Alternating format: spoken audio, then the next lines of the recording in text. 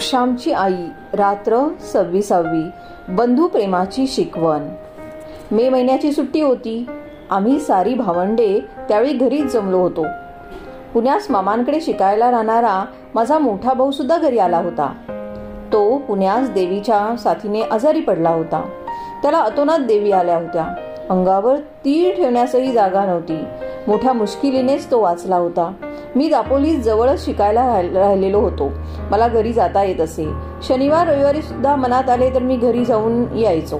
परंतु माझा मोठा भाऊ 2 वर्षांनी घरी येत असे. त्यावेळेस तो 2 वर्षांनी घरी आला होता. दुखण्यातून उठून अशक्त होऊन घरी आला होता. देवीच्या रोगातून उठलेल्या माणसाच्या अंगात उष्णता फार वाढते. देवीची फार आग असते. काहीतरी थंड पदार्थ पोटात जायची आवश्यकता असते. गुलकंद देणे सर्वात चांगले. परंतु आमच्या घरी कुठला गुलकंद? पैसे कुठून आणायचे? परंतु माझ्या आईने गरिबीचाच उपाय शोधून काढला. कांदा फार थंड असतो. कांदा फार स्वस्तही असतो आणि पौष्टिकही आहे. कांद्यामध्ये फॉस्फरस आहे असे डॉक्टर सांगतात.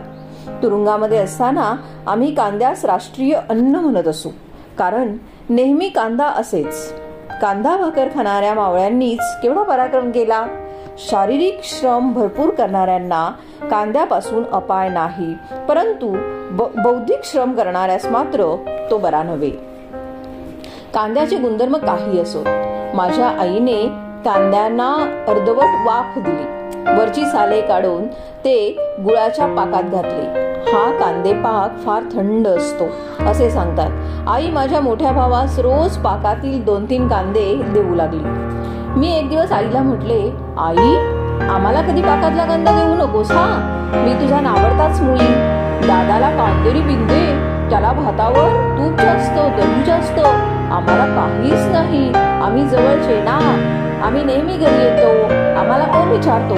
जवळ असे ते कोपऱ्यात बसे, लांबचे स्वप्नी दिसे. आहे बोआ, दादाची मात्र क्षमा नाही. मला तरी देवी आल्या असत्या तर किती बरे झाले असते. मिळाला तरी असता कांदे पाक, मिळाले असते दही दूध आणि मिळाले असते गाईचे तूप. माझे शब्द ऐकून दादाला फार वाईट वाटले. माझा दादा थोर मनाचा होता. शिकण्यासाठी त्यालाही पुष्कळ कष्ट करावे लागत होते. परंतु मुकाट्याने सारे सहन करीत असे. माझ्यासारखा खट्याळ खोडसाळ तो नव्हता. शांत व धीमा होता. समुद्र जसा आत वडवानळाने जळत असतो तसा तो आत दुःखाने अपमानाने जळे. परंतु तोंडातून ब्र कधी काढत नसे. तो मनातील दुःख कधी कोणाला सांगतही नसे. स्वतःचे दुःख, स्वतःची करून कहाणी दुसऱ्या सांगून त्याला आणखी का दुःख द्या असे तो म्हणायचा. दादा आईला म्हणाला, खरंच आई, मला एकट्यालाच खायला लाज वाटते हा. उद्यापासून मला देऊ नकोस. साऱ्यांना देणार असशील तरच मला दे. देवी बऱ्या झाल्या. आता काय, बरणीत आहे तो 4 दिवस आम्ही सारे मिळून खाऊ. आई म्हणाली, अरे, तुम्ही माझी कुणी सावत्र मुले आहात का?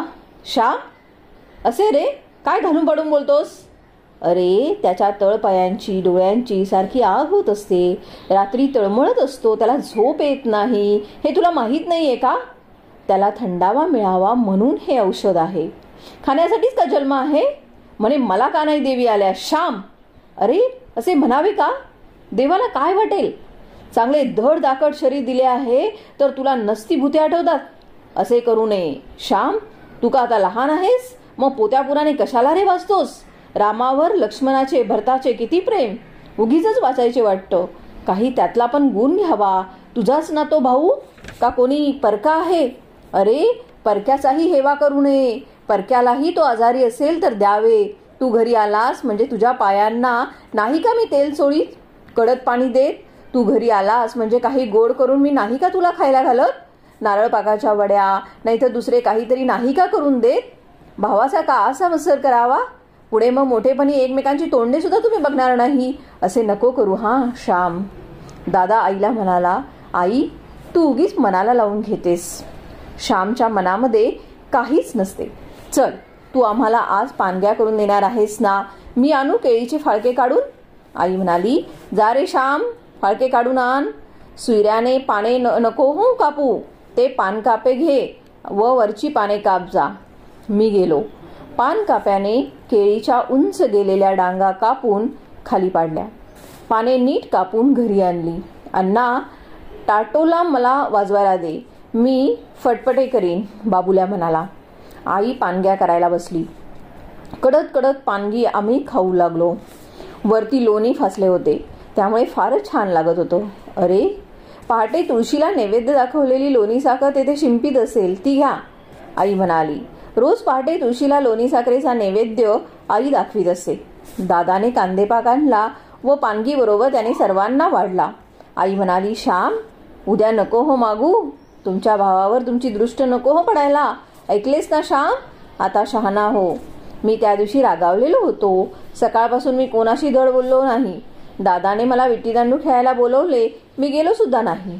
दादा मग बाबुल्याबरोबर धनुष्यबाणाने खेळू लागला. छत्रीच्या गाडीचे घासून बाबुल्याने बाण केले होते. दादा नेम मारित होता. तो झाडांना बाण मारी व झाडातून चीक बाहेर पडे. मी रागाने जाऊन म्हटले, दादा, त्या झाडांना का दुखवतोस, त्यांच्या अंगातून रक्त काढतोस. दादा म्हणाला, मग विट्टीदांडू खेळायला येतोस. माझे अडले आहे खेटर, मी नाही येत, जा. फनकाराने मी निघून गेलो. दादावर माझे प्रेम नव्हते, परंतु झाडावर मी प्रेम दाखवू पाहत होतो. ती वंचना होती. जो भावावर प्रेम करीत नाही तो झाडावर काय करणार. दुपारची जेवणे झाली. दादा पडला होता. तो आपले तळवे हाताने कुरवाळीत होता. त्याच्या तळपायांची सारखी आग होत असे. आज इतकी वर्षे झाली तरीही त्याच्या तळव्यांची आग होते. मग त्यावेळेस तर तो नुकताच देवीतून उठलेला. दादाच्या पायांवर मी रोज पायही देत असे. त्याला त्यामुळे बरे वाटत असे. परंतु त्या दिवशी मी रागावलेलो होतो. दादा माझ्याकडे पाहत होता, मुकेपणाने मला बोलावित होता, परंतु त्याच्या पायावर पाय द्यायचे नाहीत असे मी ठरवले होते. मी दृष्ट झालो होतो. माझ्यामधील सारे प्रेम त्या दिवशी मरून गेले होते. त्या दिवशी मी फत्तर झालो होतो.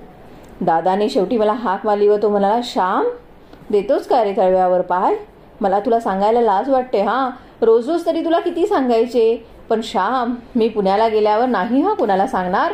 येथे तू आहेस ना म्हणून सांगतो, दे ना रे जरा. दादाच्या शब्दांनी मी आत विरघळून गेलो होतो. परंतु अहंकार होता. अहंकार वितळला नव्हता. बर्फाच्या राशी सूर्याच्या किरणाने वितळतात त्याप्रमाणे अहंकाराच्या राशी प्रेमाच्या स्पर्शाने वितळतात. परंतु त्यावेळेस मी ठरवले होते. दादाच्या शब्दास मी दाद दिली नाही. मी काही केला उठलो नाही. आई जेवत होती व दादाचे शब्द तिच्या कानी पडत होते. ती हात धुवून आली. मी जागचा हललो नव्हतो हे तिने पाहिले. मी दादाजवळ आली व म्हणाली, गजू, मी देते हा तुझ्या पायावर पाय. त्याला कशाला सांगतोस, त्याला कशाला त्रास देतोस. तो कोण आहे तुझा भाऊ, सक्के दाईत पक्के, असे म्हणत आई खरेच दादाच्या पायावर आणि तळव्यांवर पाय देऊ लागली. तिकडे उष्टी खरकटी भांडी तशीच पडली होती. खटाळभर भांडी घासायची होती, परंतु ते सारे आईने पडू दिले. स्वयंपाकघराचे दार कुत्रे वगैरे आत येऊ नये म्हणून लोटून घेऊन ती दादाच्या सेवेसाठी आली. माझी प्रेममूर्ती, त्यागमूर्ती, कष्टमूर्ती आई, मोठ्या मनाची आई. एक शब्दही मला ती बोलली नाही. माझ्यावर रागावलीही नाही. शेवटी मीच शरमलो. माझा अहंकार पार वितळला.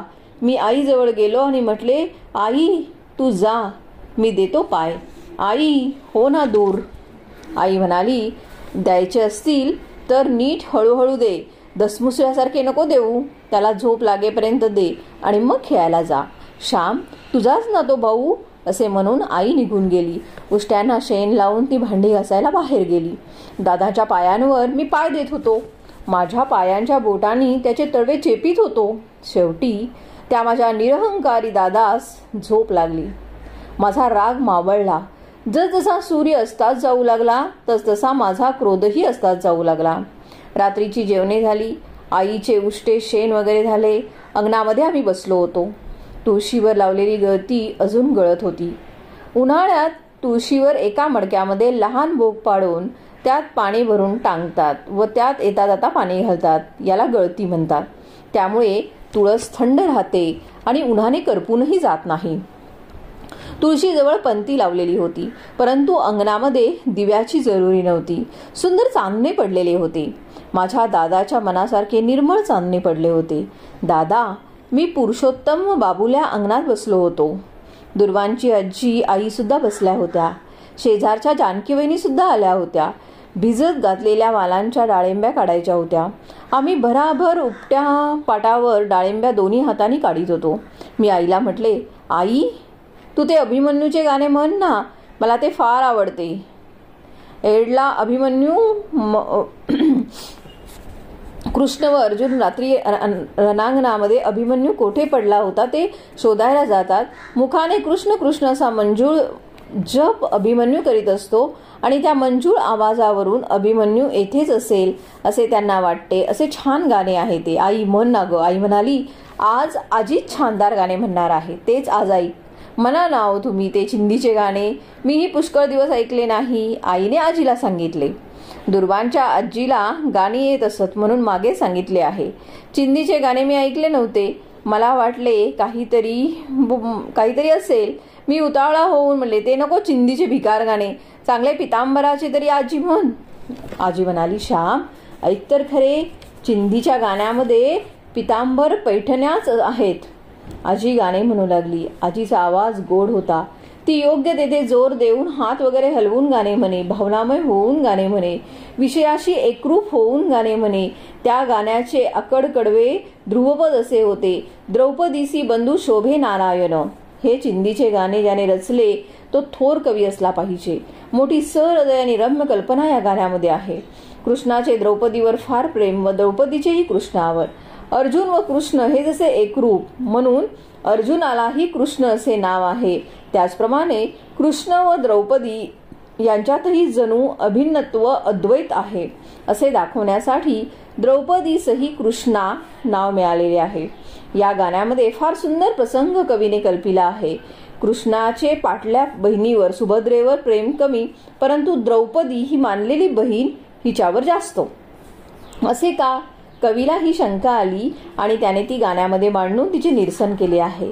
प्रसंग असा आहे, एके दिवशी तिने लोकी फेरी करणारे नारद ब्रह्मविना खांद्यावर टाकून भक्तिप्रेमाने गाणी म्हणत कृष्णाकडे आले. नारद हे तिन्ही लोकांमध्ये म्हणजे सूर नर असुर या तिन्ही लोकांमध्ये सात्विक राजस तामस. श्यामच्या आजीने गाणे इतके भावपूर्ण म्हटले की मी तल्लीन होऊन गेलो होतो. डाळिंब्या काढायच्या तर मी विसरूनच गेलो होतो. गाणे झाले. मला आई म्हणाली, श्याम आवडले की नाही, ऐकलेस की नाही नीट? आईचा हेतू मी ओळखला.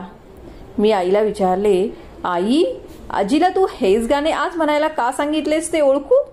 ओळख बरे, तू का मनकवडा आहेस? आईने म्हटले. मी म्हणालो, आज दुपारी दादाच्या पायांवर मी पाय देत नव्हतो, सकाळी त्याला कांदेपाक खाऊ देत नव्हतो. सुभद्रा सक्की बहीण असून कृष्णाला चिंदी देईना, तसा मी सक्का भाऊ असूनही प्रेम करीत नाही. मला हे तुला दाखवून द्यावयाचे होते, होय ना?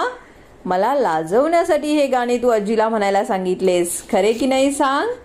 आई म्हणाली, होय, तुला लाजवण्यासाठी नाही तर तुला प्रेम शिकवण्यासाठी. मी एकदम उठलो आणि दादाजवळ गेलो. दादाचा हात हातात धरून मी गदगद स्वरात म्हणालो, दादा आजपासून मी तुला नाही म्हणणार नाही. मी तुला प्रेम देईन, भक्ती देईन. माझ्या दुपारच्या वर्तनाबद्दल तू मला क्षमा कर. दादा म्हणाला, श्याम हे काय रे, क्षमानी बिमा कसली मागतोस? मी दुपारचे विसरूनही गेलो होतो.